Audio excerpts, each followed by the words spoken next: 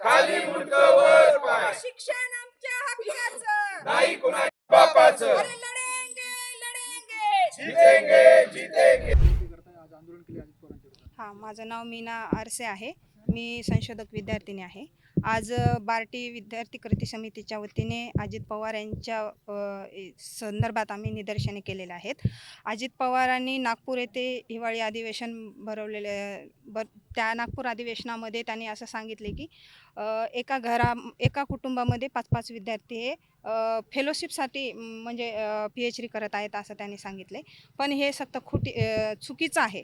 कारण एका कुटुंबामध्ये 5-5 विद्यार्थी कुठं आहेत ते तुम्ही आम्हाला दाखवा, हे आमची मुख्य मागणी आहे. दुसरी गोष्ट म्हणजे राजकारण हे तुम्हाला एका घरात 5-5 लोकांना करता येते. म्हणजे एकाच घरामध्ये 5 खासदार, 5 हे आमदार असू शकतात. पण गोरगरीब विद्यार्थी शिक्षण घेत असतानाच तुम्हाला का खटकते? म्हणजे तुम्हाला म्हणण्याचा अर्थ असा आहे की गोरगरीब, दीनदलित, कामगार, कष्टकरी जे वर्ग आहेत त्यांना शिकू द्यायचं नाही का? म्हणजे मागच्या हिवाळी अधिवेशनामध्ये म्हणजे 2023मध्ये त्यांनी असंच एक वक्तव्य केलं होतं की विद्यार्थी हे PhD करून काय दिवे लावणार? म्हणजे तुम्हाला म्हणायचं आहे तरी काय ते तर तुम्ही सांगा. कारण ह्या मागचा जो घोटाळा आहे त्यामध्ये अजित पवार यांना हात घालता येत नाही, म्हणून त्यांनी असं वक्तव्य करत आहेत असं मला वाटते. कारण का 2022चे जे विद्यार्थी आहेत त्यांचे 764 विद्यार्थी होते. त्यांच्यामधून त्यांनी असं सांगितलं गेले की 200 विद्यार्थ्यांना फक्त फेलोशिप मंजूर करा. कारण बाकीचे विद्यार्थ्यांचं काय? म्हणजे त्यांच्या मागचा जो घोटाळा आहे त्यांना ते घ्यायचा होता. काल परवाच त्यांचे चिरंजीव पार्थिव जे होते त्यांनी एवढा मोठा घोटाळा केला, त्यांच्याबद्दल कोणी वक्तव्य का करत नाही हे आमचं म्हणणं आहे. तर तुम्हाला गोरगरीब विद्यार्थ्यांना शिकू द्यायचं नाही का? म्हणजे जिल्हा परिषद शाळा बंद पडलेल्या आहेत त्याच्यावर तुम्ही बोलत नाही. अतिवृष्टी लागू झालेली आहे, महाराष्ट्रामध्ये इतक्या मोठ्या प्रमाणात नुकसान झाले, विद्यार्थ्यांची कुठं फीस माफ नाही. म्हणजे त्याच्या संदर्भात सुद्धा विद्यार्थी खूप प्रमाणात आंदोलन वगैरे केलेलं आहेत. शेतकऱ्यांच्या भावाला भाव नाही, त्यांनासुद्धा तुम्ही पैसे देत नाही. म्हणजे उगाच उठलं की सुटलं काहीतरी बोलायचं आणि निघून जायचं, म्हणजे चिल्लरपणा झाला आहे की काय? म्हणजे तुम्ही 10वी नापासचे माणसं आणि एक तर संशोधक विद्यार्थ्यांना तुम्ही असं बोलतात. म्हणजे संशोधन करत असताना म्हणजे डायरेक्टली काय ॲडमिशन होत नाही. त्यांच्यासाठी सेट द्यावं लागतं, पेट द्यावं लागते, तरच विद्यार्थ्यांचे ॲडमिशन होतं.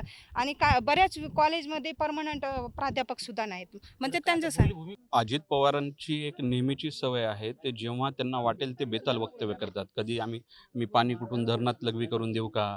की कधी म्हणतात की PhD विद्यार्थी मागच्या हिवाळी अधिवेशनात म्हटलं त्यांनी की आम्ही काय PhD करून काय दिवे लावणार आहात का?